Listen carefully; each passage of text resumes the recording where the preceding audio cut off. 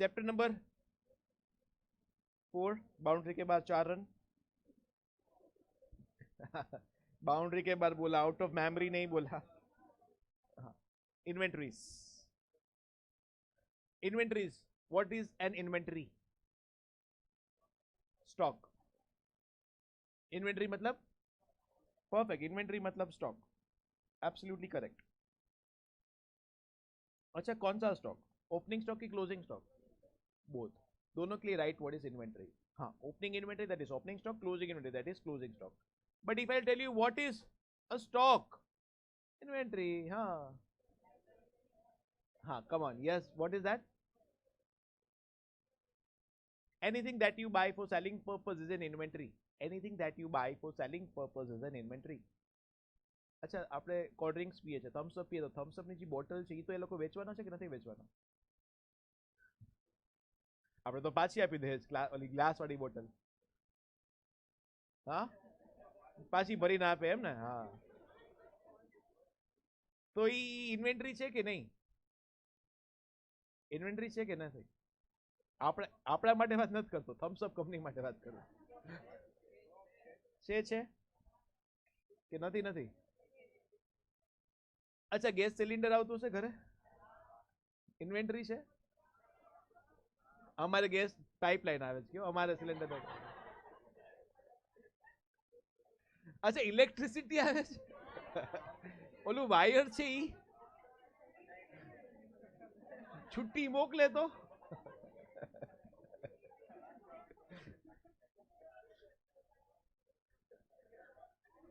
ઘા કરે છૂટો એમ, જો ઘા કરે ઇલેક્ટ્રિસિટી.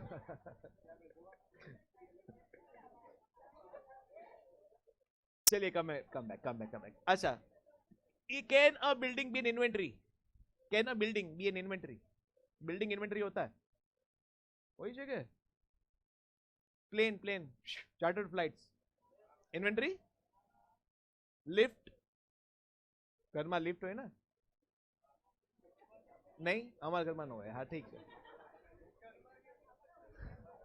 अच्छा, छिपकली इन्वेंटरी ચાઇનીઝ લોકો માટે છે. અગર બિઝનેસ કરતા હોય તો યસ, છીપકલીનો બિઝનેસ. કઈ હોય ને યાર, ઓલી કેટ પણ મળે છે, પેટ કેટ મળે છે, ડોગ્સ મળે છે. યસ, પેટ છીપકલી છે. અરે ચાઇનીઝ લોકો નાસ્તામાં લઈએ બેટા એ તો. મોર્નિંગ બ્રેકફાસ્ટ જો. चलो यार, खाएंगे. अरे यार તમે પણ. Okay, let me conclude the topic. Anything that you buy for selling purpose can be an inventory. Well, yes. So anything that you buy for selling purpose can be an inventory. And answer to all this question is yes. Yes, if the things can be sold out, yes, તો એ બિલકુલ inventory થઈ શકે છે. Correct? Now, let me explain people two types of businesses. First, it can be manufacturing concern. Second, it can be trading concern. Trading concern पहले समझ. Trading concern क्या करता है? गुड्स को एज इट इज बने बनाया परचेज करता है, बने बनाया सेल करता है. वो कोई मैन्युफैक्चरिंग प्रोसेस नहीं करता है, गुड्स के ऊपर कोई प्रोसेस नहीं करता है. उनके लिए सिर्फ एक ही गुड्स होता है, and that is traded goods, और you can say finished goods. जो गुड्स में वो लोग सेल कर रहे हैं वही गुड्स एज इट इज, वही कंडीशन में परचेज किया, वही कंडीशन में सेल किया. But if I talk about manufacturing concern, किसकी बात कर रहा हूँ ना? मैन्युफैक्चरिंग का. बेटा जिनके पास रॉ मटेरियल भी होता है, WIP भी होता है, WIP भी होता है, फिनिश गुड्स भी होता है. सर फिनिश गुड्स मतलब मालूम है, रॉ मटेरियल मतलब मालूम है, WIP मतलब क्या? वर्क इन प्रोग्रेस, मतलब सेमी फिनिश गुड्स, जो रॉ मटेरियल भी नहीं है, जो फिनिश गुड्स भी नहीं है, दोनों के बीच का. यस, सेमी फिनिश गुड्स, कुछ प्रोसेस हुआ है लेकिन फाइनल अभी भी बाकी है. स्टोर्स एंड स्पेस, कुछ ऐसा मटेरियल जो अपन रूटीन बेसिस पे बिजनेस में लगता है, मे बी मशीनरीज को चलाने के लिए ऑयलिंग करना पड़ता है, ग्रीजिंग करना पड़ता है. Yes, okay. And packing material, क्या ये इन्वेंटरी है? अभी अभी डिस्कस किया. यस, ये भी इन्वेंटरी होता है. एग्जांपल लो ना, पार्ले जी बिस्किट पैकिंग करके देते हैं कि खुला बेचते, 10 ना किलो. अच्छा, मिनरल वाटर, बिस्लेरी का बोतल, ऐसा बोतल अगर, हाँ, 5 रुपया में एक खो.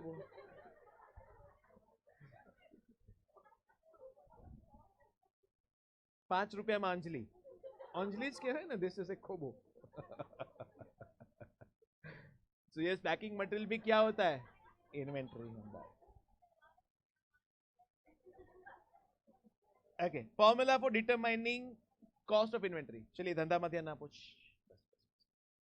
Well, main topic of discussion here is, main point of discussion would be cost, determining cost of inventory. Inventory कैसे वैल्यू किया जाए, that is the main part of this chapter. Well, we have different methods for valuing inventory. कुछ methods है जिसमें अपन cost को base बनाएंगे, कुछ method ऐसे जहाँ पे अपन कॉस्ट को नहीं, सेलिंग प्राइस को बेस बनाएंगे. किसको बेस बनाएंगे, कॉस्ट को नहीं बनाएंगे. किसको बनाएंगे, सेलिंग प्राइस को बेस बनाएंगे. अगर कॉस्ट बेस्ड मेथड से उसको बोला जाता है historical cost based method, and जिसमें अपन सेलिंग प्राइस को बेस बनाएंगे वहां पे अपन बोलेंगे non historical cost based methods. समझ में आया है? ओके, तो historical cost based method, cost को बेस बनाने के, जब ये अपन बेस बनाने वाले हैं तभी वैल्यू करने के लिए हमने प्रोडक्ट को दो कैटेगरी में स्प्लिट किया. प्रोडक्ट इंटरचेंजेबल है कि प्रोडक्ट इंटरचेंजेबल नहीं है. प्रोडक्ट इंटरचेंजेबल है कि प्रोडक्ट इंटरचेंजेबल नहीं है. सो इंटरचेंजेबल मतलब कोई भी उठा के दे दो, एक ही बात है. Products are absolutely same in quantity and quality. For example બધા તિરુપતિ તેલના ડબ્બા છે, જુઓ કોઈ भी ઉપાડી ના આપી દે, એક જ વસ્તુ છે, સેમ. પ્રોડક્ટ્સ આર ઇન્ટરચેન્જેબલ, કોઈ भी ઉઠા के दे दो, एक ही बात है. समझ पड़े? Everybody, yes, products are interchangeable. When products are interchangeable, same quality, same quantity, absolutely same. In that case, जब उसको वैल्यू करना, we have various methods like fee for first in, Li for last in, weighted average price method, simple average price method. We have various methods when products are interchangeable. But let us take an example of medical store when products are not interchangeable. Let us take an example of jewellery stores जहाँ पे product interchangeable नहीं है. कोई भी उठा के दे दिया चलेगा, બપોરે જ બંધ થઈ જાય દુકાન, સવારે ખોલી હોય તો. શાકભાજી લેવા કોઈ જાય જ નહીં, 10 રૂપિયાનું આપજો તો કંઈક. ओके, मेडिकल स्टोर का एग्जांपल लेते हैं. मेडिकल में जाके आपने कोई भी दवाई मांगा, वो बस हाथ में जो भी आया, तकलीफ पड़ी जाए नहीं. सो यहाँ पे प्रोडक्ट्स इंटरचेंजेबल नहीं है. अगर उन्होंने कोई भी प्रोडक्ट उठा के दे दिया तो भाई बहुत हॉरिबल तकलीफ पड़ जाएगा. In that case products are not interchangeable और उनको वैल्यू करने के लिए सिर्फ एक ही मेथड है, specific identification method. I hope आपने नोटिस किया होगा, many times when you ask for the medicine, वो सिस्टम में चेक करके बता देते भाई आउट ऑफ स्टॉक है. वो अंदर ढूंढने भी नहीं जाते. ये नो जो बोला खाना में केक पड़ी, जा खाना में केक पड़ी, नो. यस यस, आपने नोटिस किया होगा. So when products are interchangeable, we have various different methods, but when products are not interchangeable, we have only one method, and that is specific identification method. चलो यहाँ तक समझ में आया? Okay, पहले मैं अपन, अच्छा ये वाला पॉइंट सबसे इंपॉर्टेंट, डिस्कशन का सबसे इंपॉर्टेंट पार्ट ये होने वाला है. Inventory should be valued at cost और selling price, whichever is lower. Selling price के एनआरवी. अरे हमने तो 12th में कॉस्ट और सेलिंग प्राइस सिखवाड़ता. 12th में आता है, 12th वही क्यों. अच्छा, तो कॉस्ट तो मेरे को मालूम है. चलो अपन ना, मेरा कॉस्ट है 41,000 एंड सेलिंग प्राइस है मेरा फॉर एग्जांपल 45,000. प्रॉफिट हुआ कि लॉस हुआ? प्रॉफिट. मैं ना ये सेलिंग प्राइस तो करता हूँ, लेकिन ये सेल्समैन को कमीशन भी देता हूँ 5,000, तो लॉस हो गया आपका. अच्छा यार मन था इधर फिर भी ना को. So NRV कितना people? NRV is 40,000 if you understand. Do you agree to this? अच्छा, तो NRV क्या होता है? NRV selling price minus expected expenditure to make sale. अगर आप में से कोई किसी का भी पेरेंट्स का शॉप रहेगा ग्रेन मार्केट में, तो उनको मालूम रहेगा ग्रेन मार्केट में તમારે કાઈ પણ બિઝનેસ કરવો ને મોટું બલ્કમાં પરચેસ કે સેલ કરવું તો દલાલના થ્રુ જ કરવું પડે. That is a rule. आप डायरेक्टली अप्रोच कर ही नहीं सकते हो. ग्रेन मार्केट का, ये जामनगर में ग्रेन मार्केट का ये रूल है. तो दलाल को अप्रोच करना ही पड़ेगा. और दलाल जो कमीशन लेगा, से फॉर एग्जांपल मैंने सेल किया 45,000 का, लेकिन 5,000 दलाल को देना है, तो दैट मींस मुझे उसके बाद कितना मिलेगा? 40,000 ही मिलेगा. That is must to make that sale. I must incur that expenses to make that sale. Another example जो हमने समझा था गडा इलेक्ट्रॉनिक्स का, अगर मुझे एसी परचेज करना है तो अपन जेठालाल के पास गए, उनको बोला भाई एसी परचेज करना है. ही सेड 45,000 का एसी. आई सेड फाइन, मैंने 45,000 का चेक दिया. तो वो ऐसा वो एसी उठा के दे देंगे, ये लो भाई लेके जाओ? नहीं, ऐसा घड़ी करके देंगे, चबला तेलिम नाकिन. તો પડી કો બાંધી દેશે. તો how they are going to deliver? ઘરે આવીને ઇન્સ્ટોલ કરાવી દેશે. યસ ઓર નો? ઓલા આવશે બાઘા બિલ લઈને. હા એग्जैक्टली यार. So now my point here is listen. So अगर वो गड़ा इलेक्ट्रॉनिक्स को अपन ने 45,000 दे दिया, उसने मेरे को 45,000 में ऐसे सेल किया, अपन फिर वो इंस्टॉलेशन का पैसा भी अलग से अपन पे करेंगे कि उसमें सब आ गया? आएगा नेचुरली. यस और no? So point of discussion here is guys, ध्यान से समझिएगा, भले ही एसी सेल कितने में हुआ 45, लेकिन अगर इंस्टॉलेशन के लिए उनको चुकाना पड़ रहा है 5,000 rupees, so net amount what they are getting is not 45, what amount they are getting is 40,000. yes के no? अभी उसको कॉस्ट के साथ कंपेयर करो, कॉस्ट था 41 लेकिन एनआरवी इज ओनली 40,000. तो अगर क्लोजिंग स्टॉक में जो भी एसी पड़ा है उसको मैं कितनी वैल्यू पे रिकॉर्ड करूं? कॉस्ट 41,000 के NRV 40,000, whichever is lower, मुझे 40,000 उनको वैल्यू करना पड़ेगा. Do you agree? समझ में आ रहा है? Yes. Closing stock are always valued at cost और NRV whichever is lower. NRV का एक फॉर्मूला मैंने आप लोगों के साथ शेयर किया. एनआरवी क्या होता है? NRV is equal to selling price minus expected expenditure to make that sale. I repeat, selling price minus expected expenditure to make that sale. वो सेल करने के वास्ते जो खर्चा करना ही पड़ेगा वो माइनस करना पड़ेगा टू डिटरमाइन व्हाट? एनआरवी. समझेगा? हेलो. चलिए, now I am starting with the questions. Illustration पे आते हैं. Can I start with the illustration please? चलिए ध्यान दीजिए. Surekha limited has deals in 3 products. इनके अलग अलग प्रोडक्ट्स. एक प्रोडक्ट का नाम है P, एक प्रोडक्ट का नाम है Q, एक प्रोडक्ट का नाम है R. अलग अलग प्रोडक्ट है which are neither similar nor interchangeable. neither similar nor interchangeable मतलब कौन सा मेथड? Specific identification method. हर एक आइटम अलग अलग ट्रीट करना पड़ेगा. हर एक आइटम का कॉस्ट को कंपेयर करेंगे एनआरवी के साथ. हर एक आइटम का कॉस्ट कंपेयर करेंगे एनआरवी के साथ. Do you all agree? Yes. At the end of the financial year, the historical cost and NRV of item of closing stock are given below. Cost भी दिया, NRV भी दिया. Determine the value of closing stock. फटाफट देखते हैं. Product है P का cost कितना? 38 एंड NRV कितना? 42. बेटा cost 38, NRV 42, which ever is lower. अच्छा आपको ये भी आता है? भाई जोरदार. Cost 29, NRV 29, which ever is lower. किसको? कॉस्ट को कंसिडर करूं कि एनआरवी? बोथ नहीं, ए नहीं. 29 प्लस 29 नहीं करना. ठीक है. Cost 17, NRV 14, whichever is lower. Are you sure? पक्का? टोटल भी आवड़ता है? जरा चेक करो ना. 38 प्लस 29 प्लस 14 कितना हो गया? सो हमारा क्लोजिंग स्टॉक अपन डिस्क्लोज करेंगे क्या प्राइस पे? 81. તમે જ મજાક કરો થોડી જ આઈસીઆઈ કરે જો. આ મજાક જ હતી. આવા ક્વેશ્ચન થોડી પૂછે.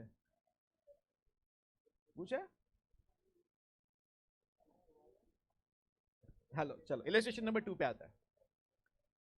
A manufacturer has the following record of purchases of a condenser which he uses while manufacturing radio sets. Radio sets को मैन्युफैक्चर करने के वास्ते ये कंडेंसर्स लगते हैं और उनका अलग अलग डेट का परचेसेस हमको दिया हुआ है.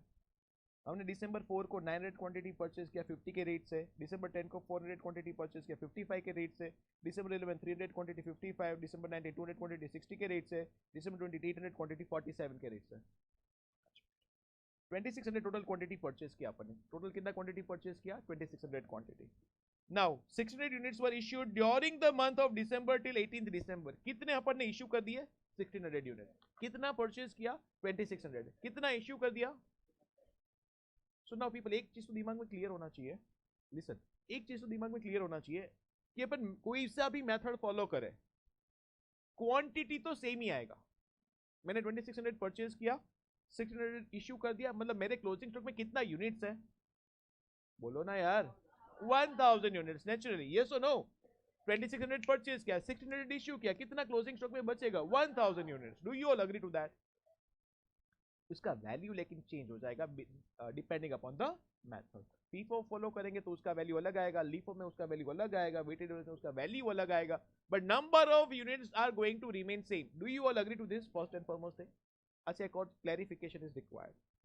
अपन यहाँ पे जो डिफरेंट डिफरेंट मैथड्स लर्न कर रहे हैं, रियल में भी वही उसी हिसाब से अपन को गुड्स को मूव करना रहेगा। यस और नो? इश्यू भी अकॉर्डिंगली ही करेंगे। अगर मैं फीफो फॉलो कर रहा हूं तो इश्यू भी अकॉर्डिंगली ही किया जाएगा। मानते हो? यस और no? Answer is a big no. बरोबर ना? हाँ, કેવી રીતે કેજો એ?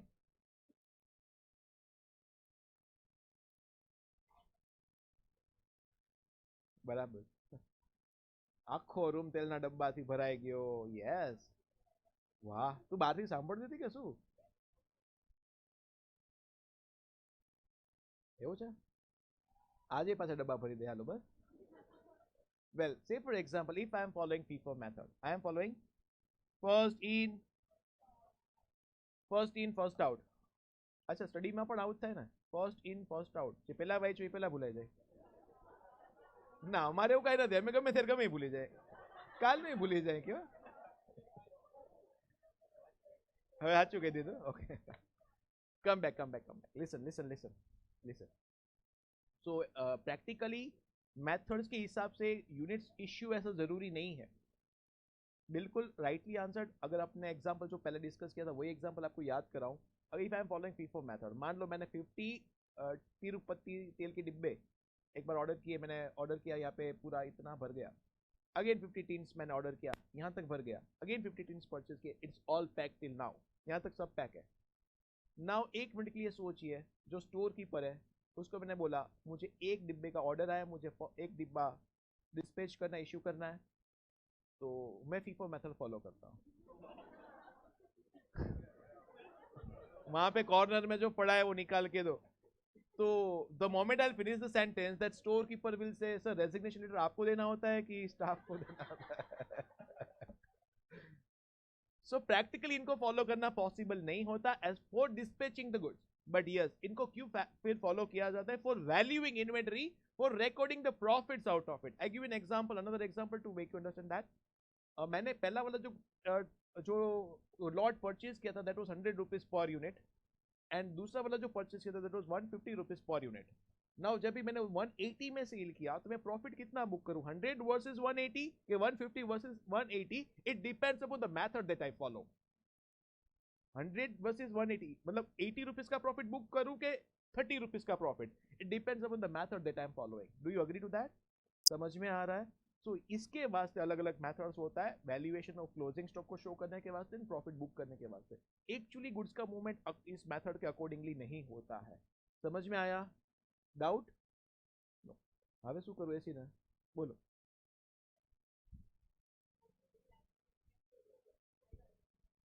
ઠીક છે, થેન્ક યુ.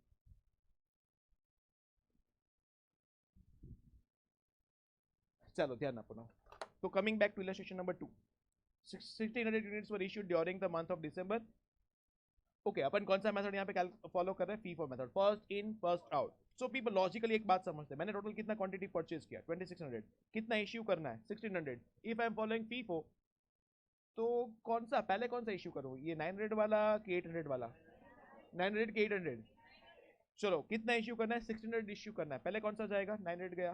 देन कौन सा जाएगा? अभी भी और इश्यू करना है क्या? हाँ सर, ये तो 1300 हुआ, 1600 इश्यू करना है तो ये भी जाएगा. अभी कितना बचा? This is my closing stock. 200 into 60, 800 into 47. 200 into 60, 800 into 47. Do you agree? This is my closing stock. Check करो जरा. मैंने कहा था यूनिट्स तो सेम आएगा. यूनिट्स कितना आएगा? 1000 यूनिट्स, बट उसका वैल्यू कितना आ रहा है? 49,600. Do you agree? श्योर है? Now let us solve this same question with LIFO method. Late us solve this. People, बहुत सारे बच्चों को इन्वेंटरी में डाउट होता है, तकलीफ होता है, बट ट्रस्ट मी, इन्वेंटरी अगर आज का 1 घंटा मुझे और चाहिएगा, 1 घंटे में इन्वेंटरी के कुछ डाउट्स नहीं बचेंगे. That is my guarantee to you. अच्छे से कर लो इन्वेंटरी, आपका बहुत कंफर्ट जोन हो जाएगा. इसका एक भी मार्क नहीं जाएगा. That is my assurance. तो नाउ ध्यान से देखो, फटाफट अभी आ जाते हैं अपने इलेक्शन 3 में. ये क्वेश्चन अपन सॉल्व करने जा रहे हैं with LIFO method. Now which method? Last in first out. Last in first out. People, यहाँ पे हमको जो 1600 इश्यू हुआ था ना उसका डिटेल्स दिया, डिस्क्रिप्शन दिया.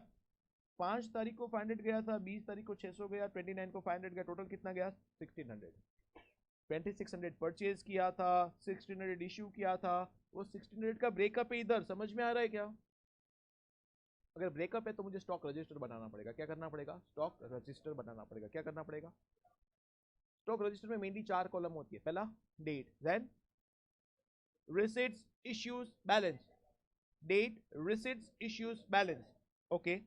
पहला column date, receipts, issues, balance. समझ में आ रहा है?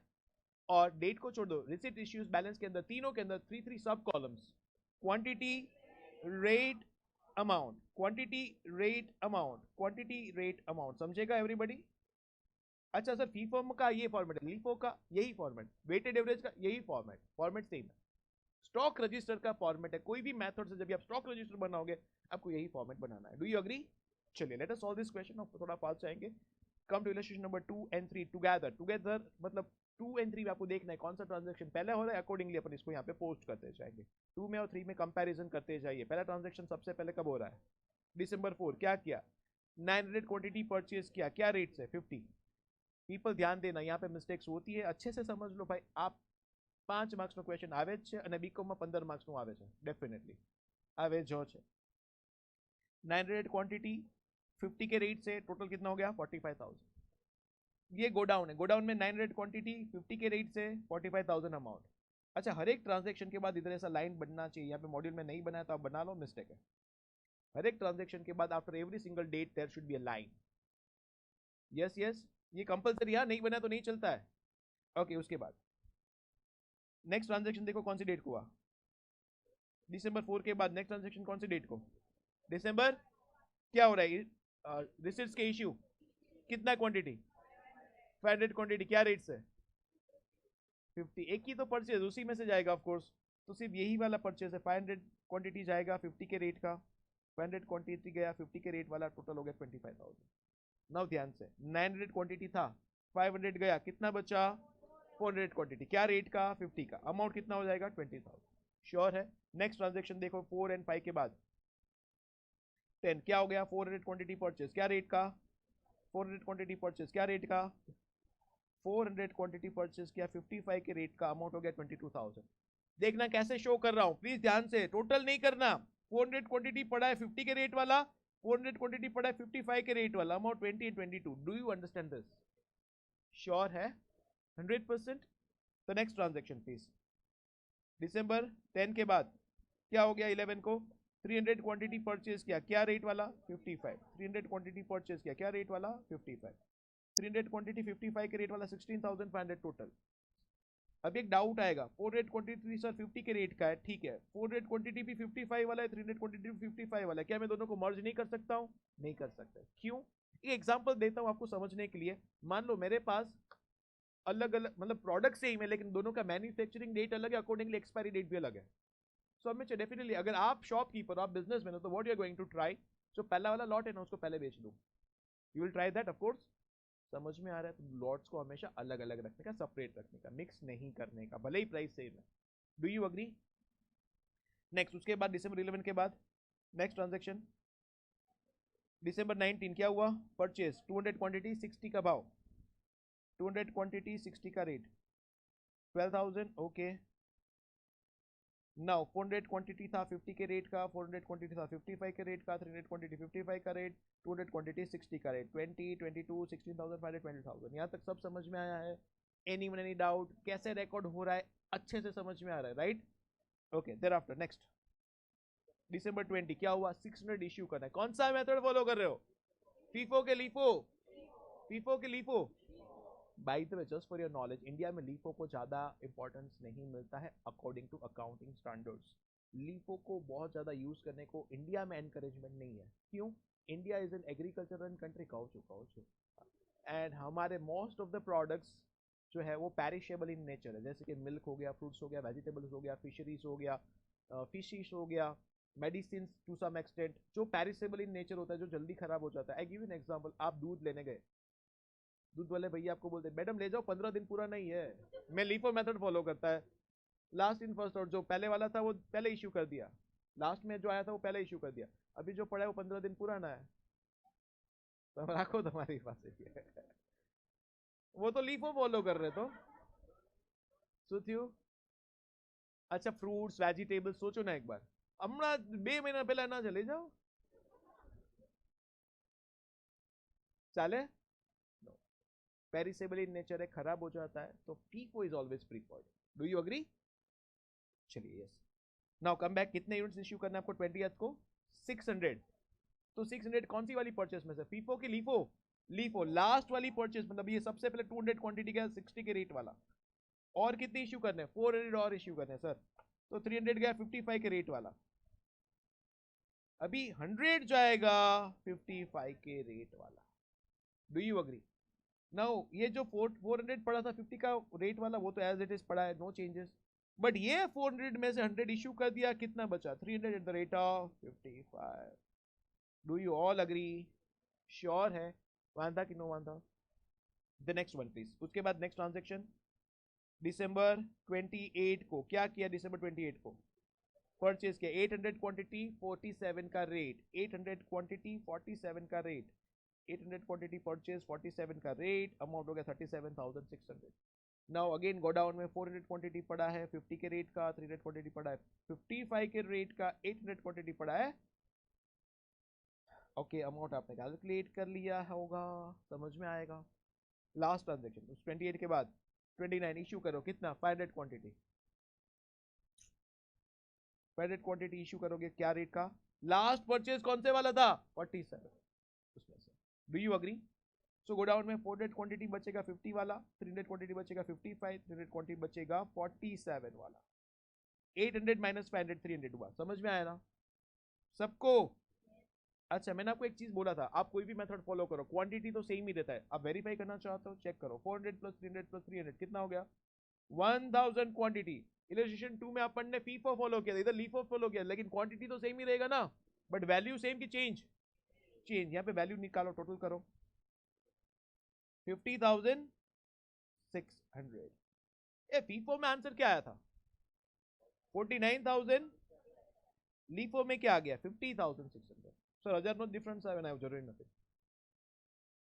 समझ में आया? Everybody yes. कौन सा मेथड फॉलो किया? लीफो. अच्छा ये तो यार अगर क्वेश्चन आता है ना मोस्ट स्टूपिड मेथड कौन सा है? Answer is simple average price method. The most illogical method. ले का सुई गयो एवो नींदर आई गई. आओ थोड़ी करे तुम्हारे जागी की बस बंद करवा उठ से का. अगर क्वेश्चन आता है सबसे इलॉजिकल मेथड कौन सा है, answer is simple average price method. जहाँ पे क्वांटिटी को कंसीडरेशन में ही नहीं लेते, सिर्फ प्राइस को कंसीडरेशन लेते हैं. अच्छा स्टेट्स भी नहीं करते हो? Sigma F I X I upon X I, ऐसा कुछ तो था ना, कुछ कुछ तो था ऐसा. सॉरी रेवा दी स्टैटिस्टिक्स ने कहा, याद नो कराओ बस. हाँ जी चलो ध्यान दो. अलग अलग परचेज किया. अगर मैं सिंपल एवरेज फॉलो करना चाहता हूँ, अलग अलग परचेज किया. ए वातुड़िया हो ध्यान आपो ना. हाँ खबर. ध्यान दो. Per unit price 50 55 55 60 47. प्राइसेस का खाली एवरेज निकालना है. 50 प्लस 55 ये प्राइसेस है. यार आ बात तो बंद कर दो नहीं आता मेरे को, प्लीज ध्यान आपो नहीं यार. मैंने नहीं खींचाऊ, I am trying to ignore but હવે બહુ થઈ રહ્યું છે. 50 प्लस 55 प्लस 55 प्लस 60 प्लस 47. और कितनी प्राइसेस है? टोटल प्राइसेस कितनी है? 5. तो डिवाइड बाई कर लो 5. कितना हो गया? कितना? 53.4. 53.4 ये आपका एवरेज प्राइस मिला. Do you agree? अच्छा क्लोजिंग में यूनिट्स कितने हैं आपके? सो क्लोजिंग स्टॉक का वैल्यू, ये समझा क्या? मस्ती हो रहा था, वही तो बताया. ये देखो 53,400 हो गया. Yes yes okay. मैजिक. हाँ आ तो मैजिक જ હતું નહીં. Now weighted average price method. Weighted average price method भाई ये अच्छा वाला है. यहाँ पे बच्चे मिस्टेक भी करते हैं और ये पूछा भी जा सकता है. This is something really good. इसको अच्छे से समझने जैसा है. अगेन इलस्ट्रेशन 2 एंड 3 को बेस बना के आपको ये सेम क्वेश्चन सॉल्व करना है with weighted average price method. Can I start with the question? चलिए सबसे पहला ट्रांजेक्शन दिसंबर 4 क्या हुआ बताओ? 900 क्वांटिटी परचेज किया. क्या रेट से? भाई यहाँ पे मिस्टेक होती है, प्लीज ध्यान से समझिएगा. 900 क्वांटिटी परचेज किया. क्या रेट से? 50 के रेट से. ओके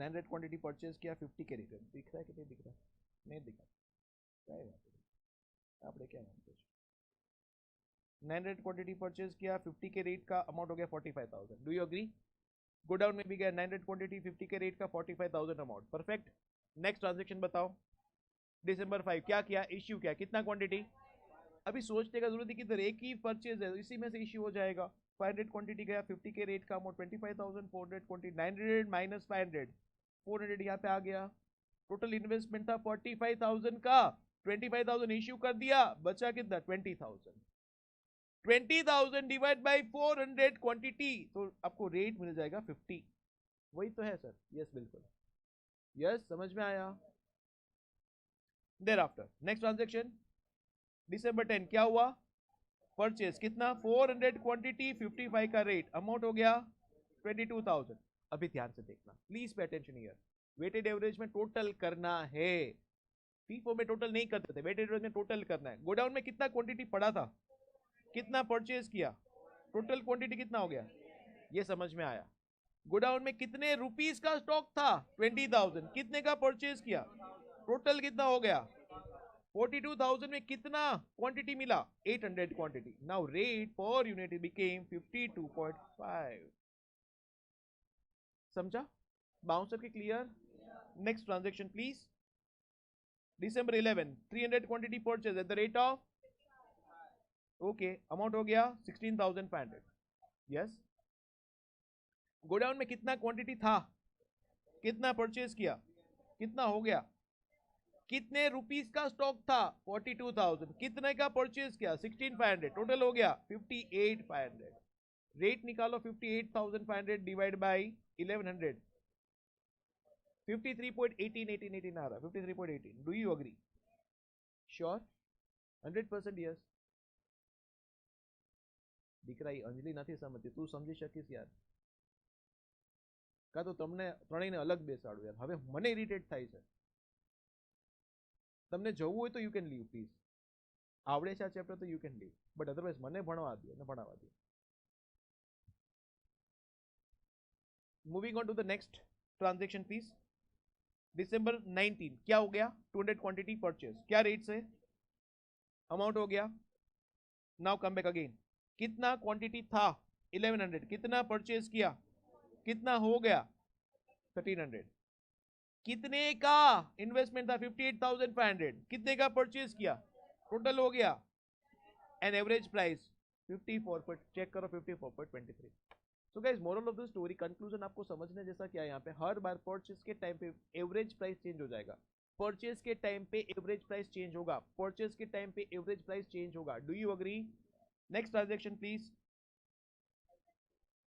अभी यहाँ पे भी मिस्टेक होती है जल्दी से ध्यान देना यहाँ पे भी मिस्टेक होती है ध्यान देना है बेटा एवरीबडी बी हियर कितना इश्यू करना है 600 क्वांटिटी क्या रेट वाला है 54.23 अमाउंट निकालो मल्टीप्लाई करो 600 इंटू 54.23 कितना आया 32538 ये सबको समझ में आया एक और ध्यान एक मिनट ध्यान पे ध्यान देना 1300 क्वांटिटी था कितना इश्यू कर दिया 600 कितना बचना चाहिए श्योर परफेक्ट अभी इंटरेस्टिंग यहाँ पे मिस्टेक होगा ध्यान से देखना 700 क्वांटिटी पड़ा है क्या रेट वाला है बेटा जी 54.23 मल्टीप्लाई करो ना कितना आ रहा है 3796 आ रहा है चेक करो कैलकुलेटर में आ रहा है ये मिस्टेक होता है हर बार बच्चे ऐसा करके आते हैं so what is the remedial ध्यान क्या रखना है व्हाट इज द रेमेडी ध्यान से समझना बेटा जी दिस माइनस दिस ऑलवेज यही यहाँ पे लिखने का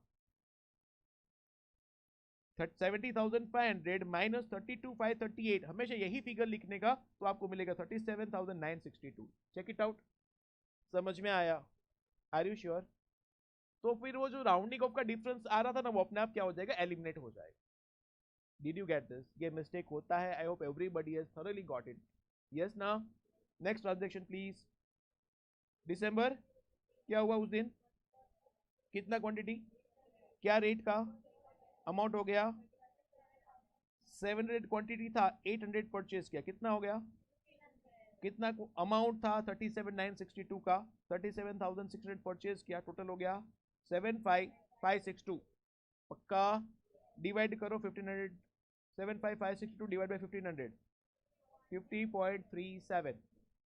नेक्स्ट ट्रांजैक्शन प्लीज। 500 इश्यू किया, क्या रेट से सर? एक ही तो है। हाँ, इश्यू के टाइम पे झंझट नहीं होता, वेटेड एवरेज में इश्यू के टाइम पे झंझट नहीं होता, परचेज के टाइम पे प्राइस चेंज होता है। इश्यू के टाइम पे तो रेट फिक्स है 50.37, अमाउंट हो गया 500 इंटू 50.37 दैट इज 25,185। 1500 क्वांटिटी था, 500 गया, कितना बचा? 1000। यहाँ पे मैंने ऑलरेडी बता दिया पीपल, यहाँ पे कौन सा फिगर लेने का? 75,562 minus 25,185, you should take this figure here 503,557। भाई ये राउंडिंग ऑफ का जो डिफरेंस आएगा उसको एलिमेंट कर देगा और आपका आंसर परफेक्ट दिखेगा। Do you agree? ऐसे ही करने का परफेक्ट है। हमने कितने इलस्ट्रेशन कर दिए? 5। अच्छा नोटिस करो, यहाँ पे भी कितना क्वांटिटी आया, फीफो में भी कितना आया था, लीफो में भी कितना आया, सिंपल एवरेज में भी, वेटेड एवरेज में भी। So quantity remains same, but valuation is changing by every single method. Do you agree? यहाँ पे वैल्यू कितना है? 50377। डन है। अच्छा, दो और क्वेश्चन आपको करना है, होमवर्क में दे रहा हूं। Last two question, last two 11 and 12 stock register का है, फीफो का है एंड वेटेड एवरेज का है। फीफो का है एंड वेटेड एवरेज का है, घर से कर लोगे FIFO and weighted average. So now how many illustrations are pending? कौन सा भाई? 6 7 8 9, 6 7 8 9। अच्छे से करना, ध्यान देना।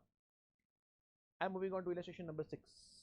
इलस्ट्रेशन नंबर 6, 4 इलस्ट्रेशन बाकी है, 6 7 8 9 and all of them are important, trust me, all of them are important illustration. ये पूछे जाते हैं, आईसीआई आपको ये इलस्ट्रेशन बार बार पूछता है। अच्छे इलस्ट्रेशन, ध्यान से करिएगा। नाउ पहले तो अपन बात करें इलस्ट्रेशन नंबर 6 जो है retail adjusted selling price method, या तो इसका दूसरा नाम बोलो रिटेल इन्वेंटरी मेथड। हमने डिस्कस किया था बिग बिजनेस हाउसेस, एग्जांपल किसका लिया था? रिलायंस मॉल, खाउड़ी का। कौन सी प्रोडक्ट्स अवेलेबल है, जरा ट्राई करते, याद करते हैं, बोलो ना जल्दी जल्दी। हाँ ऐसे स्टार्ट करो। Groceries, electronic items, food items, clothes, shoes मिलते हैं, चलो फाइन, टॉयज मिलते हैं, ओके, वॉचेस, वेफर्स, हाँ બાજુ में मैकडोनल्ड्स છે કે શું મળે? गेम जोन છે, फाइन, ओके, पीवीआर છે, सिनेमा કીધું, अच्छा ओके। ઓલા ભાઈ खुशाल, हाँ શું મળે? શું મળે દીકરા? Makeup, yes, beauty products.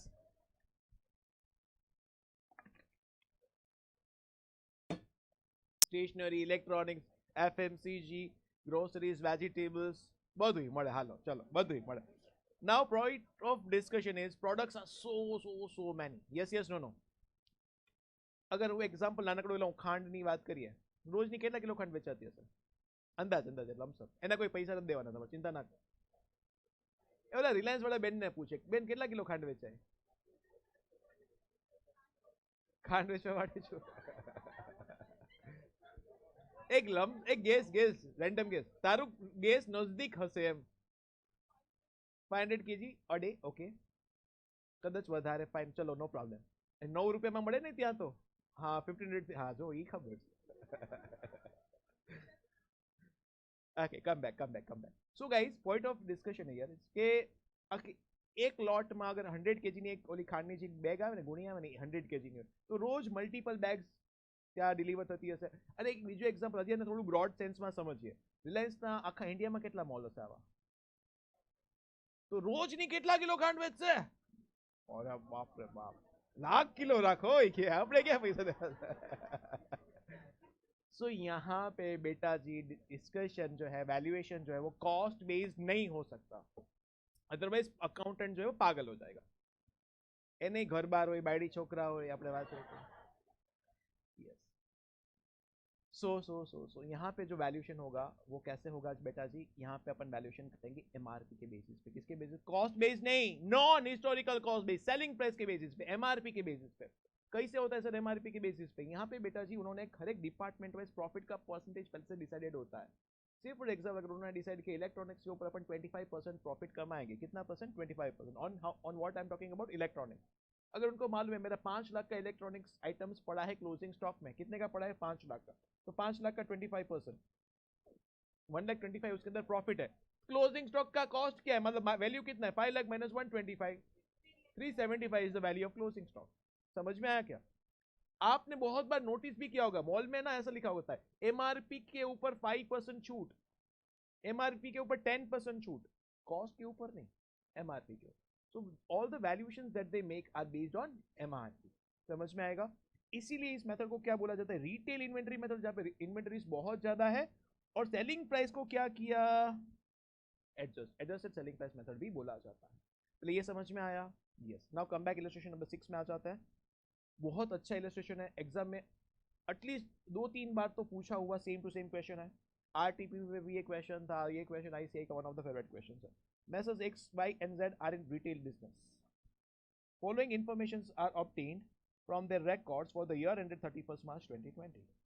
Goods received from suppliers. अच्छा, goods received को मैं purchase बोल सकता है क्या? Everybody? Yes, okay. बट ये परचेजेस जो दिख रहा है ना 15,75,500, उसमें कुछ लोचा है। क्या लोचा है? Subject to trade discount and taxes, मतलब डिस्काउंट माइनस करना बाकी है और टैक्सेस प्लस करना बाकी। अरे ये तो सबको मालूम होगा ना, डिस्काउंट माइनस होता है, टैक्स प्लस होता है। कि कोई छे टैक्स माइनस आई वाडू नहीं ना? ओके, 15,75,500 परचेजेस है, उसमें से डिस्काउंट माइनस करना है, 3% डिस्काउंट है और 11% टैक्स है। एडजस्ट करो और बताओ मेरे को कितना वैल्यू मिल रहा है। ये फिगर आपको मिलना चाहिए। 15,75,500 माइनस 3, थैंक यू बेटा, 3% trade discount and 11% sales tax. Check करो जरा इतना मिल रहा है क्या? 16,96,341। Everybody is getting this? 16,96,341। Everybody is getting this? मिल रहा है ये 16,96,341? यस के नो? पक्का? ओके गाइस, तो इफ यू डोंट माइंड मैं ना ऐसा कुछ ट्रेडिंग अकाउंट बनाता हूं। ट्रेडिंग अकाउंट का नाम सुना? साइमडूज है ट्रेडिंग अकाउंट? ओहो होशियार हो। अच्छा, પેલા શું હોય? ઓપનિંગ સ્ટોક એ હોય એમાં કે ના હોય? હોય પરચેઝ હોય એ હોય। હાલો પરચેઝ કેટલું લખીએ આપણે? લખવું એટલું લખાય? ના ના, એવું એટલું જ લખાય। Do you agree? 16,96,341 का मैंने परचेस लिखा। Do you all agree? अभी ध्यान से समझिएगा प्लीज, मैं थोड़ा सा प्रेजेंटेशन चेंज करने वाला हूँ, मॉड्यूल से इजी कर दूंगा, तो ये समझिएगा ध्यान से। यहाँ तक अपन ने समझ लिया, फाइन। उसके बाद पैकिंग का खर्चा हुआ, packing and transportation charges 87,500। Yes के नो? पैकिंग का खर्चा कॉस्ट में ऐड होता है, ऑफकोर्स ट्रेडिंग अकाउंट में डेबिट साइड अपन रिकॉर्ड करते हैं सर पैकिंग का खर्चा। यस के no? Packing and transportation. Do you agree? कितना है? 87,000। जवाब तो आपको यार। उसके बाद sales during the year, sales कितना कर दिया आपने? By sales 22,45,500। यहां तक समझेगा? Sales price of closing inventories, inventories का क्या दिया? क्लोजिंग स्टॉक तो समझ रहा है, बट उसका क्या है ये? ए भाई कुछ लोचा नहीं है क्या? आपको क्लोजिंग स्टॉक का तो कॉस्ट प्राइस चाहिए होता है, ये क्या दे दिया उन्होंने? सेलिंग प्राइस दे दिया क्लोजिंग स्टॉक का। और डिटरमाइन क्या करना है? फाइंड आउट क्या करना है? Find out the historical cost of inventories, inventory का कॉस्ट बता दो using adjusted selling price method. भाई यहाँ पे अभी ध्यान दो, अगर क्वेश्चन में एडजस्टेड सेलिंग प्राइस पूछता है, आपको दो चीज चाहिएगा हमेशा, दो चीज आपको फाइंड आउट करना रहेगा। पहला तो आपको चाहिए क्लोजिंग स्टॉक का selling price, are you having that? Closing stock का सेलिंग प्राइस चाहिए, आर यू हैविंग दैट? अगर ये क्लोजिंग स्टॉक बिक गया तो कितने में बिकेगा? That is called closing stock का सेलिंग प्राइस। आई रिपीट, अगर ये क्लोजिंग स्टॉक ना रहा, if this closing stock is sold out, तो कितने में बिकेगा? दैट इज क्लोजिंग स्टॉक का selling price. Do you agree people? आपको पहले तो ये होना चाहिए, आपके पास है क्या? Are you having that? And दूसरा आपको क्या चाहिए मालूम है? GP ratio. क्या चाहिए? क्या चाहिए? जीपी रेशियो मतलब ग्रॉस प्रॉफिट रेशियो। अगर ये दो चीज आपके पास है ना, तो क्लोजिंग स्टॉक का कॉस्ट प्राइस आप फाइंड आउट कर सकते हो। क्या आपके पास क्लोजिंग स्टॉक का सेलिंग प्राइस है? क्लोजिंग स्टॉक का सेलिंग प्राइस है? यस। ओके, तो दूसरा क्या होना चाहिए? मैंने आपको बताया जीपी रेशियो निकालने के लिए मैं क्या करूँ, ध्यान से देखना, by closing stock. Normally closing stock किधर रिकॉर्ड करते हो, trading account credit side. But sir cost चाहिए, हाँ बेटा मुझे मालूम है, मैं सेलिंग प्राइस पे अभी के लिए जो दिया है वो लिख लेता हूँ, 2,35,000। Do you agree? मतलब अभी क्या कर रहे, ध्यान से समझो, अगर ये पूरा का पूरा गुड्स सेल आउट हो गया, अगर मेरा सेल्स 22,45,500 प्लस 235 है, कितना हो गया, 24,80,500। If this is my total sales, if this is my total sales, तो मेरा जीपी कितना हो जाना, 6,96,659। सबको समझ रहा है क्या? एवरीबडी यस के नो? पक्का है? कंफ्यूजन के क्लियर है ये?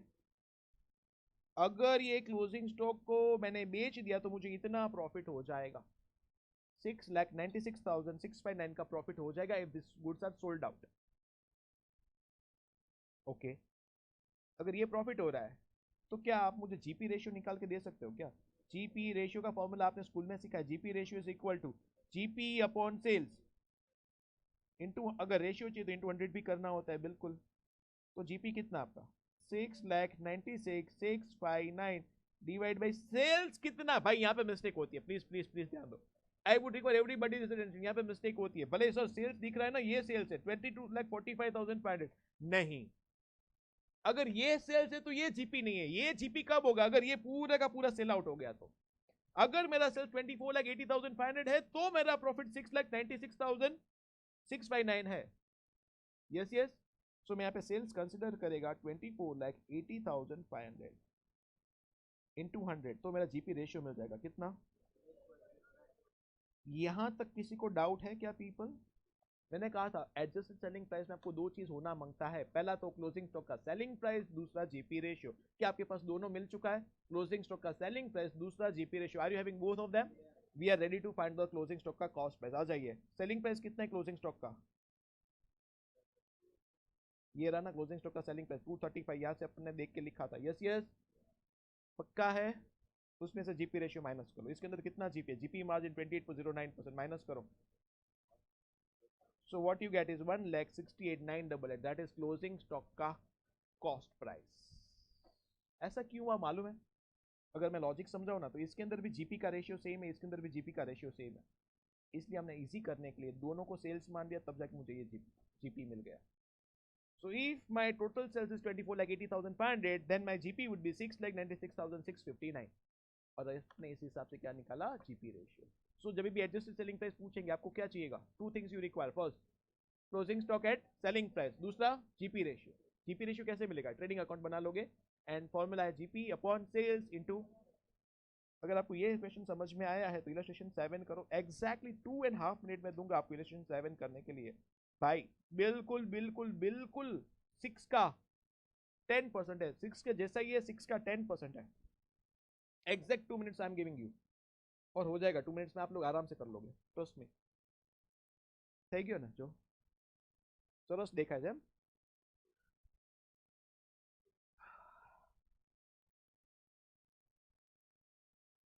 બધું આપી જ દીધું છે, સાવ સહેલો થઈ ગયો છે આ ક્વેશ્ચન।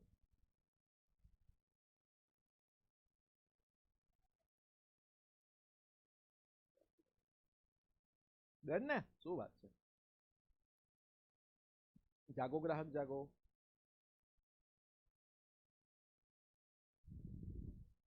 ચા પીવી હોય તો કેજો, જોયેશ લઈ લે, તું લઈ લે ભાઈ, પછી મને પેટમાં દુખે તો એના કરતા સાચે લઈ લે, એઠી છે પણ।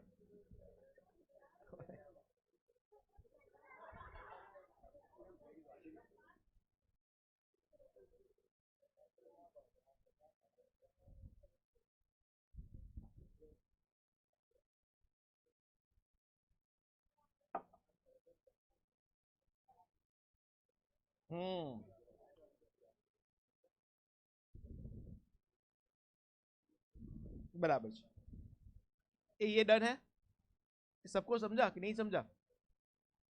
હા પાડે છે કે ના પાડે છે, ઓલી કઈ ખબર નથી પડતી, શું સમજવાનું ખબર નહીં, જે સમજ્યું સમજી લ્યો। ગજે वो પણ ખરેખર ભાઈ last part of this particular chapter, last part, inventory staking. Inventory staking, but before we discuss this, कुछ थियरी समझना पड़ेगा. इन्वेंटरी स्टेकिंग क्या होता है पता है? बोली दाल तो फटाफट. इन्वेंटरी स्टेकिंग, हाँ अच्छा परफेक्ट है. इन्वेंटरी स्टेकिंग क्या होता है, क्यों होता है, जरा ध्यान से समझ लेना बेटा. जैसे ही 1 मिनट के लिए इमेजिन करो आप फाउंडेशन पास हो गए. हाँ हाय हमें जाए हमें क्यों इंटर भी पास हो गए. ઓહો હવે તો અમે જાય જ છે, પછી આવીને વાત કરશું. આર્ટિકલશિપ के लिए गए कि ना पाड़ दी. अरे यार आई लाइक योर कॉन्फिडेंस. हमने नो रखे ગજબ ઓફર. પોતે જ પોતાની બેઇज्जती કરે છે. ચલિए નાउ નાउ નાउ लिसन. हाँ अच्छा स्टाइपेंड કેટલું એ આપણે એમ પૂછશે હવે. चलो नाउ कम बैक. भाई आपको मार्च के आजू बाजू एटलीस्ट 15-20 दिन तो एक ही काम करने बोलेंगे आपके जो सीए होंगे, आपके जो सर होंगे. 15-20 दिन आप एक ही काम करोगे, रोज अलग अलग क्लाइंट्स के उधर जाने का और उसका क्लोजिंग स्टॉक चेक करने का, फिजिकली वेरीफाई करने का. Trust me you are going to do that. એને નો ખબર હોય એમ રડાવી દેજો તું ખરેખર. ઈ કેસે 50 લાખ છે, કેસે 100 લાખ છે, કેસે 500 લાખ છે, but you have to verify that. તમારી વેલ્યુ છે, you are going two authenticate that. તમે કહેશો હા ભાઈ કે છે બરાબર છે કે કે છે એમાં ઝોલ છે, you are going to verify them. એને બેલેન્સ શીટમાં જે સ્ટોક દેખાડવો છે, you are going to check them. It can be any product, કપડું હોઈ શકે, બિસ્કિટ્સ હોઈ શકે, કેડબરીઝની અગર ઓડિટ કરવા જશો તો ચોકલેટ્સ, આઈસ્ક્રીમ્સ, વોટ એવર. મતલબ એક વખત મને યાદ છે, મારા એક ફ્રેન્ડ જે ઓલો બ્રાહ્મણ હતો, એને પોલ્ટ્રી ફાર્મનું ઓડિટ કરવા જવાનું આવ્યું. એને ઓલી સ્મેલથી જ પ્રોબ્લેમ થાય, એમાં એને ઓલી હેન્સ મરઘીને ગણવાની કેટલી છે. હવે ઓલી દામમાં ઓય થોડી આજે કોઈ વસ્તુ તમે ઉપાડીને બાજુ રાખી શકો, ઓલી દામમાં ભાઈ ગઈ રાખી, તમે કેમ ઓડિટ કરો? આઈ એમ સિરિયસ. યસ, ઓડિટ તો બધાયનું. અચ્છા એગ્સ ના મેં નથી કર્યું. એગ્સ કેટલા છે કાઉન્ટ કરવાના. સો એનીથિંગ ઓડિટ તમારા જે ક્લાયન્ટ હોય, હા ક્લાયન્ટ જે હોય એનો જે બિઝનેસ હોય અકોર્ડિંગલી તમારે એનું બધું ઓડિટ કરવું પડે. અને તમે જે ઓથેન્ટિકેટ કરશો, તમે જે કન્ફર્મ કરશો, પછી તમારા સીએ એના ઉપર સાઇન કરશે કે ભાઈ આ સ્ટોક બેલેન્સ શીટમાં જે દેખાડો છે that is verified by me, આવું સર્ટિફિકેટ આપશે. શું સ્ટોકને વેરીફાઈ કરવું એબ્સોલ્યુટલી કમ્પલસરી છે, ફર્સ્ટ એન્ડ ફોરમોસ્ટ. આટલું સમજ પડે. અને એ કામ તમે કરવાનું છે. 31st એક જણ કેટલી જગ્યાએ પહોંચી શકે, કાંઈક તો લિમિટ હોય naturally. So most of the time अपन 15 दिन पहले और 15 दिन बाद यही काम करते हैं. अभी आप लॉजिकली भी समझने जाओगे कि मोदी जी अपनी जो लास्ट स्पीच में बोलते हैं इंडिया की 140 करोड़ की पॉपुलेशन, और वो 140 करोड़ की पॉपुलेशन को मैं अगर मैं बात करूं तो कम से कम 1 करोड़ तो कंपनीज होगी. Do you agree? 1 करोड़ तो कंपनी होगी कि नहीं होगी? और 1 करोड़ कंपनी को ऑडिट करने के लिए कितने सीए है मार्केट में? आज तक सिंस 19 अपन को फ्रीडम कब मिला? 19 उसके 2 साल के बाद 1959 से सीए एक्ट बन गया, 1949 से सीए एक्ट बन गया. तब से लेके आज तक सिर्फ 2,90,000 अप्रोक्सीमेटली सीए बना है. एंड उसमें से भी बहुत सारे सीए तो फोटो फ्रेम के अंदर होंगे. हाँ हाँ मतलब पहुंच गए होंगे. कुछ लोग प्रैक्टिस में नहीं होंगे, जैसे मैं प्रैक्टिस नहीं करता, लाइक दैट जॉब कर रहे होंगे. Yes yes. सो इफेक्टिवली हार्डली अराउंड 1,50,000 सीए है 1 करोड़ कंपनी के हिसाब को चेक करने के लिए. अभी आप समझ सकते हो सीए का डिमांड कितना है. Do you agree to that? Yes yes. मैं आपको वही समझा रहा हूँ भाई. सही टाइम है, एकदम मस्त टाइम है. हाँ अभी अपन क्वेश्चन पे आ जाते हैं वापस. पॉइंट ऑफ डिस्कशन कि आपको ना इन्वेंटरी टेकिंग करना है. आपने मान लो 20, अच्छा आपको स्टॉक टेकिंग करना है 31st को आप बिजी थे, आप कोई बड़े क्लाइंट के उधर जाओगे तो छोटे क्लाइंट के उधर आपने 29th को ही ऑडिट कर लिया. कब ऑडिट कर लिया? 29 मार्च को. समझ में आ रहा है? आपको स्टॉक तो कब का चाहिए, 31 मार्च का चाहिए था सर। तो बेटा ये 29 का तो वेरीफाई हो गया, अभी ये 2 दिन में जो परचेज हुआ होगा उसको आप क्या कर लोगे, प्लस कर लोगे। ये 2 दिन में जो सेल्स किया होगा उसको आप क्या कर लोगे, माइनस कर लोगे, बात खत्म। इसके इनवॉइसेस ले लोगे भाई, આ 2 દિવસમાં જેટલું પરચેસીસ છે એના બિલ આપી દેજે, સેલ્સ જેટલું કર્યું છે એના બિલ આપી દેજે। Do you agree? समझ में आ रहा है? अपन फॉरवर्ड जा रहे हैं, 29 मार्च से 31 मार्च का स्टॉक चाहिए, फॉरवर्ड जा रहे हैं, तो परचेज को ऐड किया, सेल्स को माइनस किया। पक्का पक्का पक्का, समझ में आ रहा है? अच्छा एक और चीज, परचेज के ब्रैकेट में लिखेंगे नेट, सेल्स के ब्रैकेट में भी लिखेंगे नेट। सर ये नेट नेट क्यों? परचेज में से अगर परचेज रिटर्न है तो माइनस कर लो, सेल्स में से सेल्स रिटर्न है तो वो भी माइनस कर लो। क्लियर है? अच्छा एक और चीज, सेल्स के ब्रैकेट में एक और चीज लिखेंगे, कॉस्ट। क्यों सर? सेल्स में अगर बेटा जी प्रॉफिट है तो वो भी एलिमिनेट करना पड़ेगा। श्योर है एवरीबडी? यस, पक्का ना?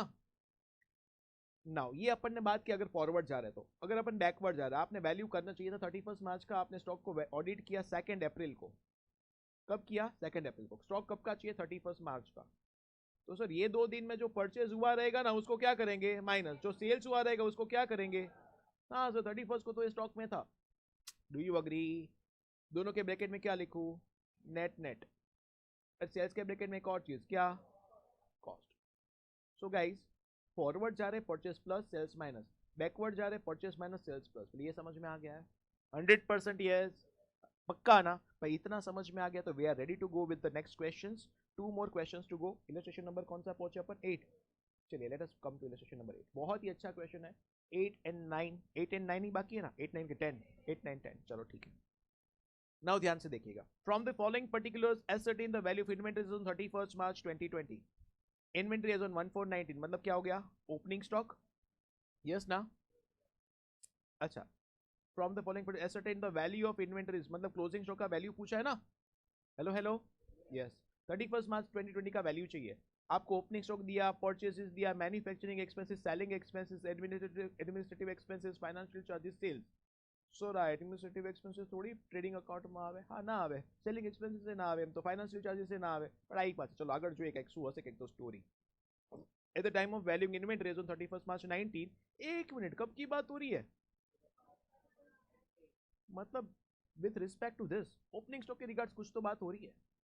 मानते हो, अग्री करते हो? A sum of rupees 17,500 was written off on a particular item। कितना माइनस कर लिया आपने? 17,500 which was originally purchased for 50,000। एक मिनट भाई साहब रुक जाओ, गुड्स कितने का था? 50,000। आपने कितना ऑलरेडी माइनस कर दिया है। क्यों ऐसा क्यों किया होगा? अबनॉर्मल गुड्स है गाइस। नॉर्मल गुड्स किसको बोलते हो? जिसका कॉस्ट प्राइस से सेलिंग प्राइस ज्यादा होता है। कॉस्ट 10 रुपया, सेल करूंगा 15 में, तो भाई ये नॉर्मल गुड्स है, प्रॉफिट होगा। बट कुछ ऐसा गुड्स था जिसके ऊपर प्रॉफिट नहीं होने वाला, लॉस होने वाला है। अब नॉर्मल गुड्स था, 50,000 का गुड्स था, और मैंने बुक में शो किया 32,500 में। सर कहां से लाया 32,500? 70,500 माइनस किया, मतलब 32,500 में शो किया। यस के नो? समझ में आ रहा है? 50,000 ना गुड्स शो कहूं 70,500 ઓછા મળશે મને, 70,500 कम मिलेगा, उतना मैंने ऑलरेडी राइट ऑफ कर दिया। मतलब कितना मिलेगा? 32,500। पक्का पक्का पक्का, okay. Thereafter and was sold during the year for 45,000। वही अबनॉर्मल गुड्स को कितने में बेचा? 45 में। समझ रहा है? 50 का परचेज किया था आपने, बुक पे शो किया था 32,500 में, और उसको कितने में सेल किया? 45,000 में। अच्छा मतलब प्रॉफिट हुआ कि लॉस हुआ? 50 का आइटम 45 में बीच का, नेट तो आपको लॉस दिख रहा है ना। हेलो हेलो, हाँ पर सर उसको कम में वैल्यू किया था, वो सब बाजू में रख दो, 1 मिनट के लिए बाजू में रख दो। माई पॉइंट हियर इज, ये क्या लिखा है, ये काम की बात है, बहुत काम की। Barring the transaction relating to this item, ये जो लोचे वाला ट्रांजेक्शन है ना अबनॉर्मल, उसको बाजू में रख दो। And the gross profit earn during the year was 20%। Barring का मतलब except, except this particular transaction अपन ने 20% प्रॉफिट कमाया। कितना परसेंट प्रॉफिट कमाया? 20%। कितना परसेंट प्रॉफिट कमाया? नाउ इस ट्रांजेक्शन को छोड़ के बाकी सब ट्रांजेक्शन के ऊपर अपन ने 20% प्रॉफिट कमाया। मतलब नॉर्मल गुड्स के ऊपर अपन 20% प्रॉफिट कमाते हैं। मेरे को क्या चाहिए? क्लोजिंग स्टॉक का वैल्यू चाहिए। बेटा जी सब सामने हो गया, सब बहुत इजी हो गया। ओपनिंग स्टॉक का इन्फॉर्मेशन है, परचेज का इन्फॉर्मेशन है, एक्सपेंसेस आपको दिया है, सेल्स का इन्फॉर्मेशन है। आप सेल्स के बेसिस पे जीपी कैलकुलेट कर लोगे और क्या फाइंड आउट कर लोगे? Closing stock. समझ रहा है? Are you sure? चलो ध्यान से देखना, अभी मैं यहाँ पे कर रहा हूँ। Everybody be here, everybody be here.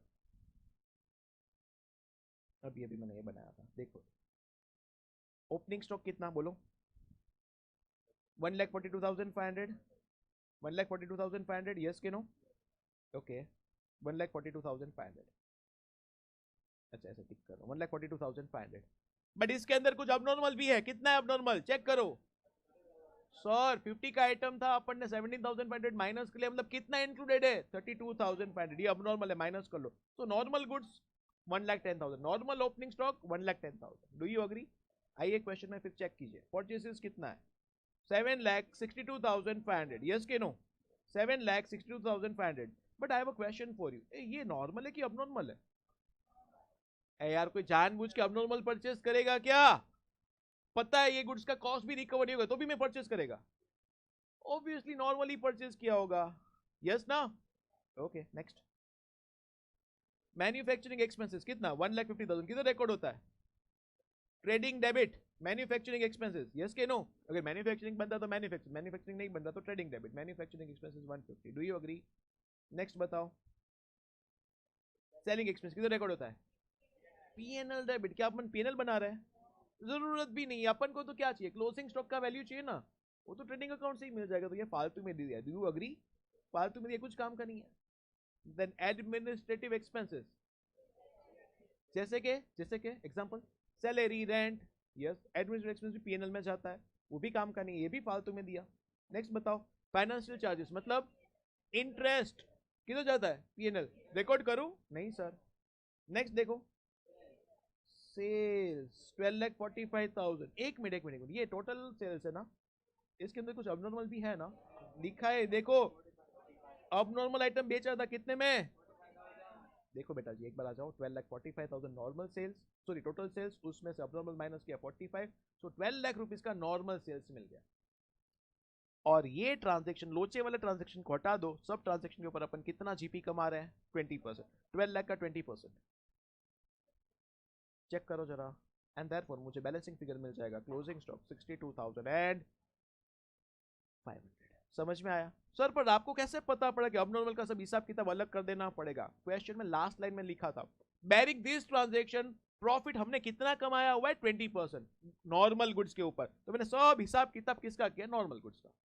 Closing stock भी नॉर्मल गुड्स का फाइंड आउट करना था, मैंने अबनॉर्मल का कुछ बात ही नहीं किया, सब अबनॉर्मल हटा दिया। ओपनिंग स्टॉक, सेल, सब अबनॉर्मल सब हटा दिया हमने, सब हिसाब किताब किसका किया? नॉर्मल गुड्स का। Do you agree? कंफ्यूजन के clear? Super, good question, I hope सबको अच्छे से समझ में आ गया। It was your answer 62,500। Did you get this? पक्का? Next please, illustration number 8 sorry 9 बहुत इजी है, ये तो छोटू सा क्यूट सा क्वेश्चन है। हाँ रमकड़ू से, चलो ध्यान से। अच्छा रूल आपको समझा दिया, अगर फॉरवर्ड जा रहे हैं परचेज को ऐड, सेल्स को माइनस, परचेज के ब्रैकेट में नेट, सेल्स के ब्रैकेट में नेट, सेल्स के ब्रैकेट में एक और चीज क्या? कॉस्ट। पक्का? A trader prepares his accounts on 31st March each year. Due to some unavoidable reasons, no inventory taking could be possible till 15th April. Forward के backward? फॉरवर्ड की backward? Okay 15th अप्रैल का stock है, 31st मार्च का stock चाहिए, yes के no? तो purchase को क्या करूं? परचेस को क्या करूं? माइनस। सेल्स को क्या करेंगे? प्लस करेंगे। सेल्स को करेंगे plus. Do you agree? Purchase के ब्रैकेट में नेट, सेल्स के ब्रैकेट में नेट, बट सेल्स के ब्रैकेट में कॉस्ट। पक्का? चलो अभी ध्यान दो। तो now on which date the total cost of goods in his godown came to rupees 5 lakh? 15th April को गुड्स था 5 लाख रुपीज का। समझ रहे हो सब? Now the following facts were established between 31st March and 15th अप्रैल। ये सब ट्रांजैक्शन कब हुए? अरे यार आप लोग बोल नहीं रहे हो, यमराज क्यों? खबर नहीं।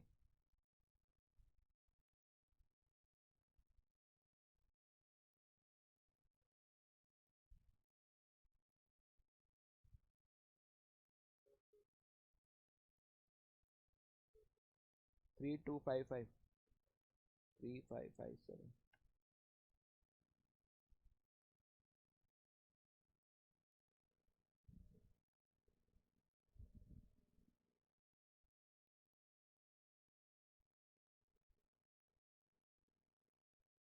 चलिए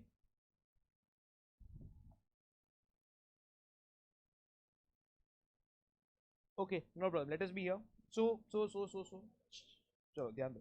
सो पीपल सेल्स आपको दिया, कितना सेल्स है 4,10,000।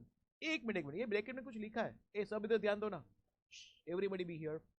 सेल्स कितना बोला है, ये इसका मतलब बताओ ना, including cash sales of 1 lakh, ये क्यों दिया यार, नहीं समझ में आया। गुड्स आवे છે, अच्छा જાય છે, कैश आवे છે, બટ મારો ડાઉટ તો એ છે કે સેલ્સ આપણે, મને ખબર છે કે ભાઈ આપણે રિવર્સ બેક મતલબ ફોરવર્ડ નથી, આ બેકવર્ડ છે, તો સેલ્સ મારે એમાંથી પ્લસ કરવાનું, એ મને ખબર છે, બટ કેશ સેલ્સ હોય તો શું ફરક પડે ને ક્રેડિટ સેલ્સ હોય તો શું ફરક પડે। So guys I hope you are able to make up. Sales किया तो गुड्स जाएगा, ये तो पक्की बात है ना, कैश सेल्स करो तो भी जाएगा, क्रेडिट सेल्स करो तो भी जाएगा, हाँ के ना। तो ये फालतू में दिया, कंफ्यूज करने को दिया है, परफेक्ट है। अपन को टोटल सेल्स कंसीडर करना है, 4,10,000 is my total sales, yes 4,10,000 total sales है, चलो ठीक है। उसमें से सेल्स रिटर्न का कुछ इन्फॉर्मेशन है क्या, कितना 10,000, 4,10,000 माइनस 10,000, तो आपका सेल्स कितना कंसीडर करने वाले हो 4 लाख, ये समझ में आया है। उसमें से सेल्स में से माइनस, उसके ब्रैकेट में अपन को नेट लिखना था, नेट मिल गया, और भी कुछ लिखना था, कॉस्ट, कॉस्ट कैसे मिलेगा सर, प्रॉफिट माइनस करो, प्रॉफिट का रेशियो आपको दिया 20% ऑन सेल्स, तो 4 लाख का 20%, 80,000 माइनस किया, सेल्स को प्लस कर दिया। Do you all agree. Purchase 50,340, लेकिन इंक्लूडिंग कैश परचेज क्या करूं, अभी आपको मालूम है कैश का जो है वो फालतू में दिया है, कंफ्यूज करने को दिया, doesn't matter at all. Purchase is in short क्या होना चाहिए, परचेज इन शॉर्ट क्या होना चाहिए, माइनस 50,340 माइनस कर लो, and what you are going to get is 7,69,660। Check करो, समझ में आएगा, इजी क्वेश्चन था एकदम पक्का। The last illustration, illustration number 10।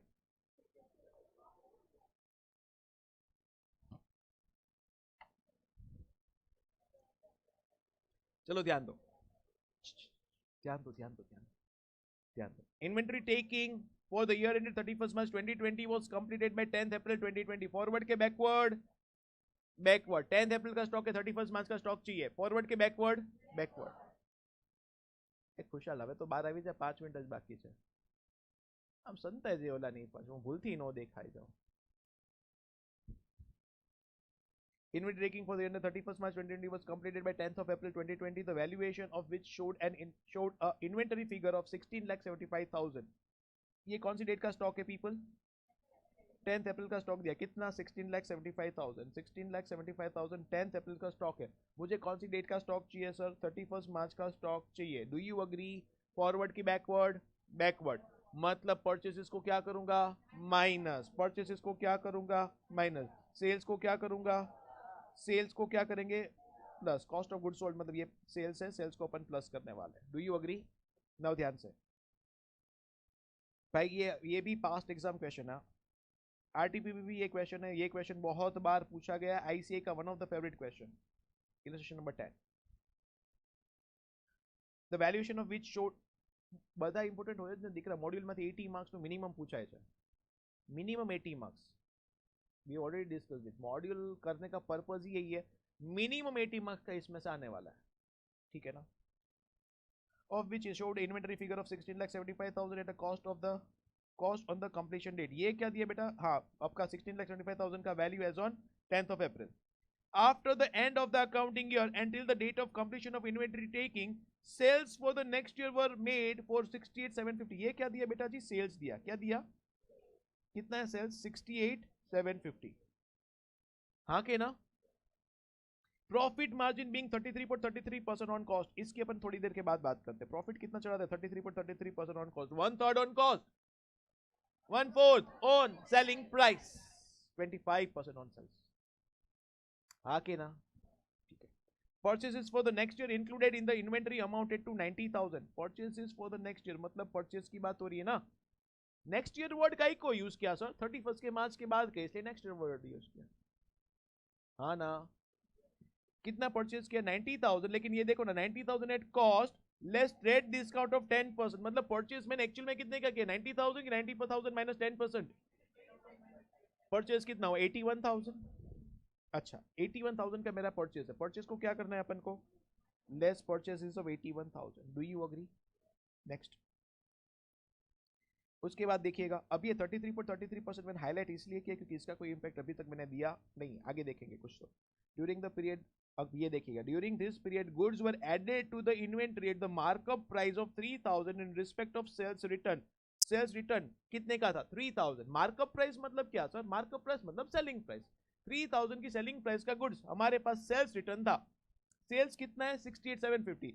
उसमें से सेल्स रिटर्न माइनस करेंगे अपन तो, बोलो हाँ के ना? ये सेल्स है, ये सेल्स रिटर्न है। Do you agree? अभी आपका नेट सेल्स कितना हो गया? 65,750। अच्छा, आप सेल्स के ब्रैकेट में क्या लिखते हो? नेट। तो नेट तो मिल गया, कुछ और भी लिखते हो क्या? मतलब माइनस करना है क्या? जीपी। तो 65,750 में से माइनस कर लो क्या? जीपी। कितना परसेंट? 1/3 के 1/4? 1/4। 63,750 का डिवाइड बाई 4, दैट इज 15,937.5। आ रहा है क्या? -25%। कितना आ रहा है अमाउंट फाइनली कितना? अच्छा, ये माइनस करने के बाद आपका आएगा 65,750 माइनस 25%, 49,312.5 आ रहा है क्या? 49,312.5 मिल रहा है। आपकी बुक में इसको राउंड ऑफ करके ना 49,310 लिखा है सर। एम के हाँ लाइक हो जाए भाई, 2 रुपये हमारे पास ले ले।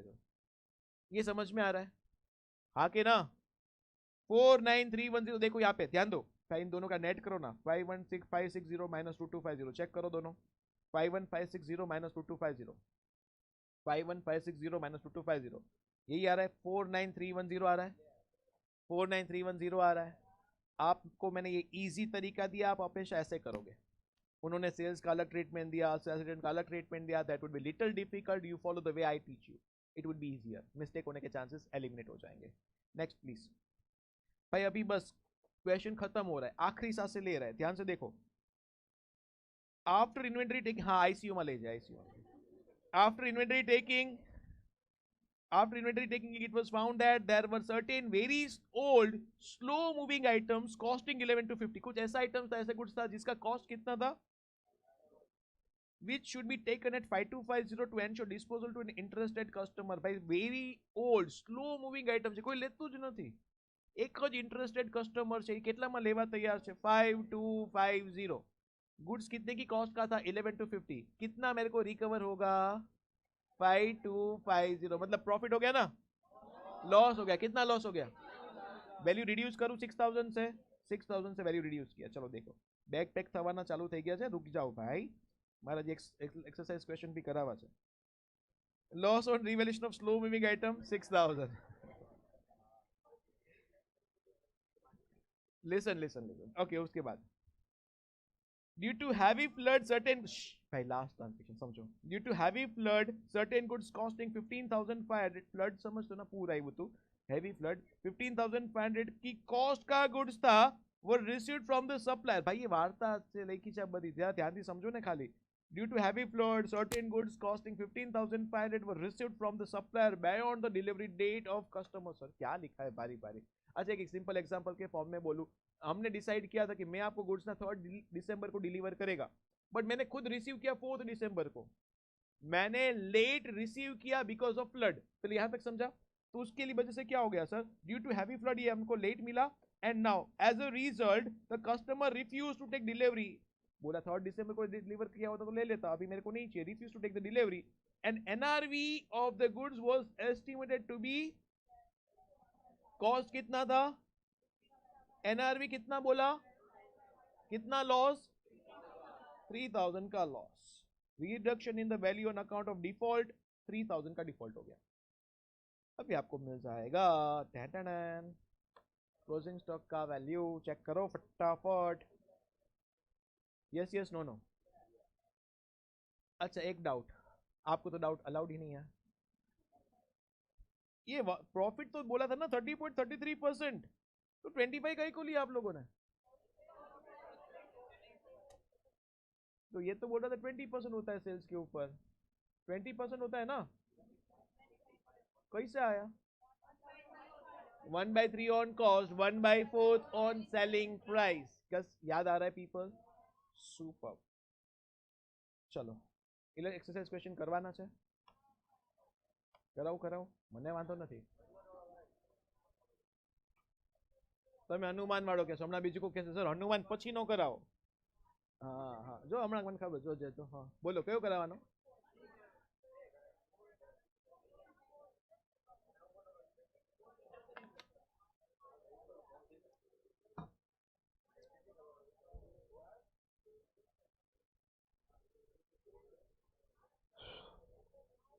બોલો.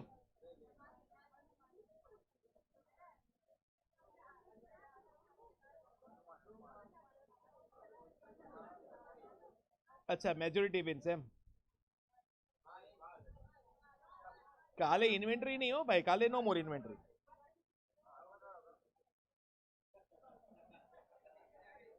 બોલો.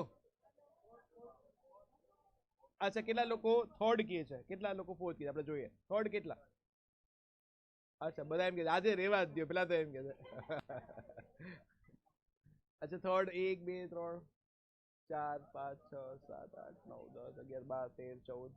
Okay and fourth, fourth 1 2 3 4 5 6 7 8 9 10 11 12 13 14 15 16 17 18 19 20. fourth જીત. ઓલા લોકો બે માં હાથ ઉપર કર્યો એટલે. So question number 4 wins.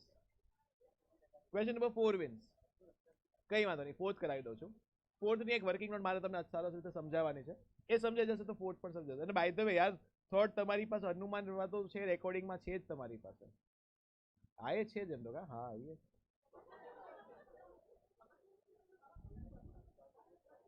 તો પછી જય શ્રી કૃષ્ણ. હા એના માટે રેડિયો ઘરે ખબર નહીં હજી તો.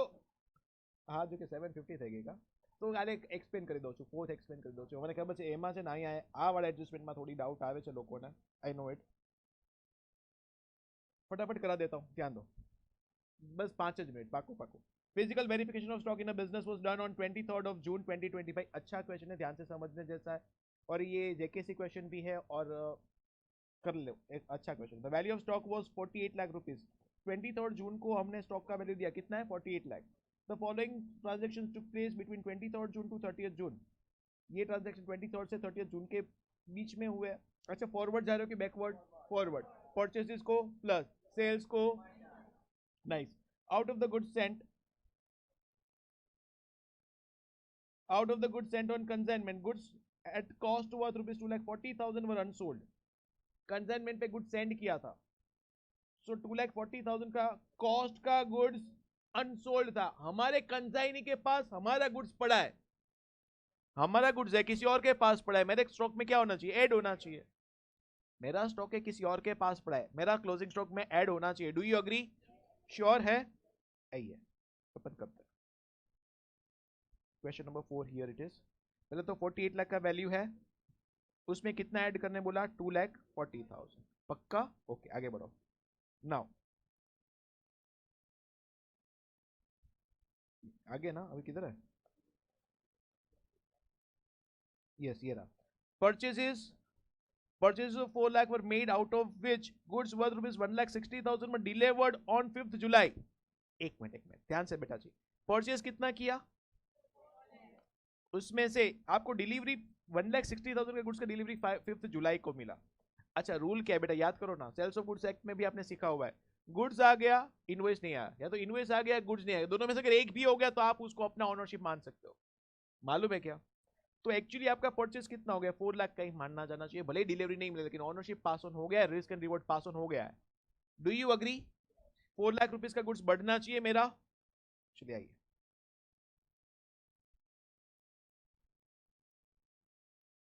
ये उन्होंने ना अलग अलग एंट्री किया, 240 का एंट्री अलग किया, 160 का एंट्री अलग किया, टोटल 4 लाख का एंट्री किया. समझ में आया?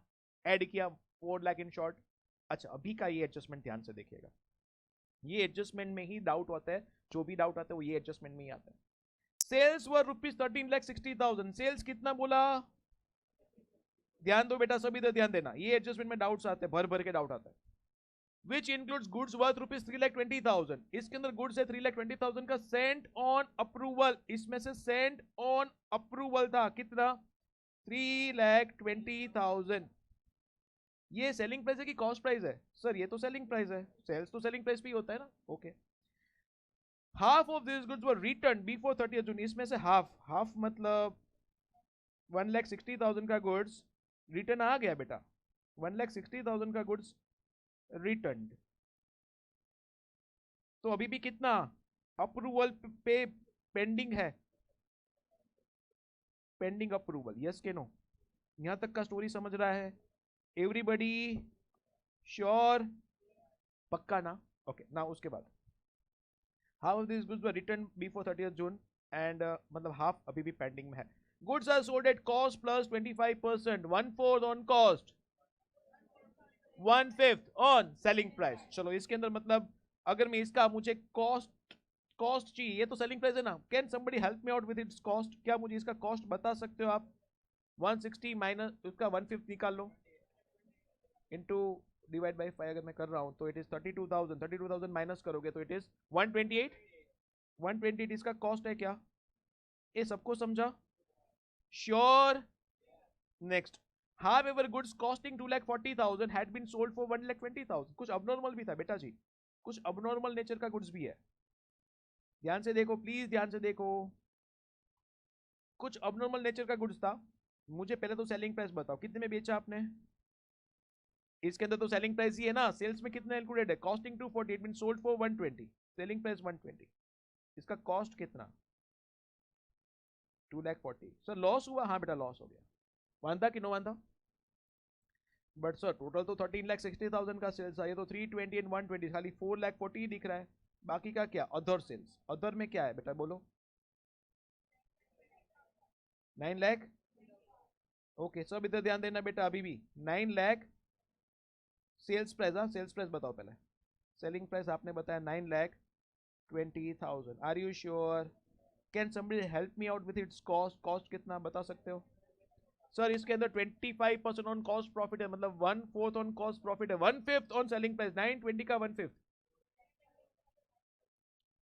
इट इज 1,84,000 माइनस कर दो तो आपको मिलेगा 7 लाख। यहां तक अभी किसी को डाउट है क्या? किसी को भी डाउट है क्या? Anybody any doubt? Anyone any doubt? ये फिगर्स अभी यहाँ पे मैंने जो वर्किंग है उसमें किसी को भी डाउट है? अगर ये समझ में आ गया तो बस पोस्टिंग की सिखानी बाकी, अभी ध्यान दो सब, इधर ध्यान देना। 13,60,000 का सेल्स भाई, इसका तो कोई झंझट ही नहीं है। क्यों सर? बेटा ये गुड्स आपने भेजा कब था, सेंड कब किया था? सर 23 के बाद और 30 से पहले, ये पीरियड के अंदर। तो बेटा जी ये गुड्स अपन ने सेंड भी किया था और वापस भी आ गया गोडाउन में, अब जब तक हमने स्टॉक को वैल्यू किया तब तक तो जिस दिन मैंने वैल्यू किया तब तक ये मेरे गोडाउन में आके बैठ गया होगा, ऑलरेडी रिटर्न भी आ चुका है, तो इसका कुछ एडजस्टमेंट करने का जरूरत है कि it is already sorted? Sorted, कोई इंपैक्ट देने का जरूरत नहीं, इसका तो ऑलरेडी आके गोडाउन में भी बैठ गया है, मुझे इसका कोई इंपैक्ट देने का जरूरत नहीं है। मैंने जो यहाँ पे वैल्यू किया ना इन्वेंट्री, ये जो वैल्यू किया ना, कब वैल्यू किया? 24 तारीख को, 23 को, 48 लाख उसमें ये ऑलरेडी इंक्लूडेड है। कैसे मालूम सर? बेटा रीड कर लो, आप ही रीड कर लो। 320, half of this goods were return before 30 जून, ये तो ऑलरेडी गोडाउन में आके बैठ चुका है, सेंड भी कर दिया और रिटर्न भी आ गया, सेंड भी किया था और रिटर्न भी आ गया, समझ में आया? तो रिटर्न आ गया तो मुझे इसका कोई झंझट नहीं है। इसकी बात करते हैं, हमने सेंड किया था 160 का, अप्रूवल अभी भी पेंडिंग है, सेंड किया था 160 का, अप्रूवल अभी भी पेंडिंग है सर, पक्का ना? अभी ध्यान से देखना बेटा, एवरीबडी भी हियर, एवरी यहाँ पे यही एक पर्टिकुलर जगह पे जहाँ पे मिस्टेक होती है। तो अभी क्या करने का? अच्छा रूल क्या था अपना, अपन सेल्स को क्या करने वाले हैं? फॉरवर्ड जा रहे कि बैकवर्ड? फॉरवर्ड, परचेज को प्लस सेल्स को, अभी ध्यान से देखना मैं कैसे इसका एंट्री करने वाला हूं। सेल्स को क्या करना है आपको? सेल्स को माइनस, कितना सेल्स है आपका? 1,60,000 का। एक मिनट, सेल्स का क्या लिखना है? कॉस्ट, आके ना तो माइनस, अगर मैं 34 क्या है, 24 क्या था, प्रॉफिट कितना है? 24 ना। अच्छा मैं डायरेक्टली कॉस्ट ही लिख रहा हूं, चलेगा? सेल्स का कॉस्ट प्राइस ऑलरेडी आपके पास है, हमने निकाल के रखा है, कितना? 1,28,000। प्लस करना है कि माइनस करना है? फॉरवर्ड कर रहे हैं, परचेज को प्लस सेल्स को माइनस, मैंने सेल्स को माइनस कर दिया। डाउट है कि क्लियर है? अभी आगे जाके इसका इंपैक्ट समझाऊंगा, लेकिन ये अपन को समझ में आ गया, सेल्स को माइनस करना है, सेल्स का कॉस्ट प्राइस हमने डिटरमाइन किया 128। एक मिनट, ये क्या है? ट्रांजेक्शन क्या है? Sale of goods on approval return.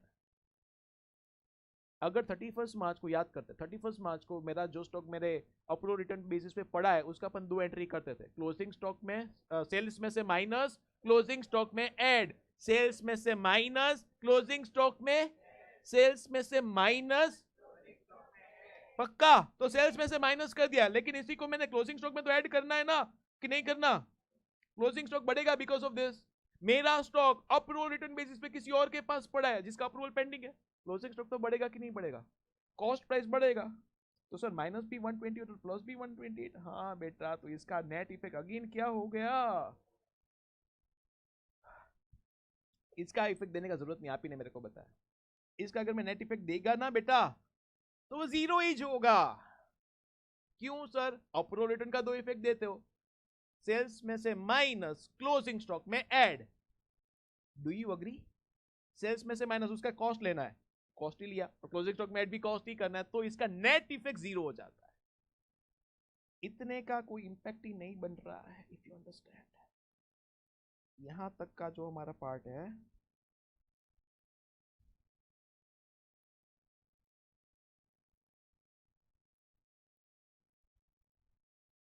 यहां तक का जो पार्ट है बेटा जी, इतने का कोई इंपैक्ट ही नहीं पड़ा। ये वाला लेफ्ट वाला पार्ट कोई इंपैक्ट नहीं बन रहा है। Do you agree? सबको समझा? ये पार्ट का कोई इंपैक्ट नहीं बना, नलीफाई हो गया। श्योर है? डाउट के क्लियर? 100%। नाउ यहाँ पे आ जाओ बेटा जी, अपना रूल तो सेम है। सेलिंग प्राइस का क्या लिखते हो आप? कॉस्ट लिखते हो, यस के नो? ये सेल्स क्या था? 120 का, लेकिन उसका कॉस्ट कितना था? 240। सेल्स को क्या करना है आपको? परचेज को प्लस सेल्स को, सेल्स का कॉस्ट कितना है? 240।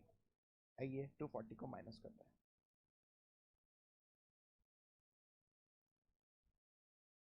अच्छा, यहां तक उन्होंने ना थोड़ा फॉर्मेटिंग में लोचा कि मैं आपको पूरा यहाँ पे एक बार फिर से लिख रहा हूँ। 48 लाख हमने पहले लिखा ओरिजिनली, यस।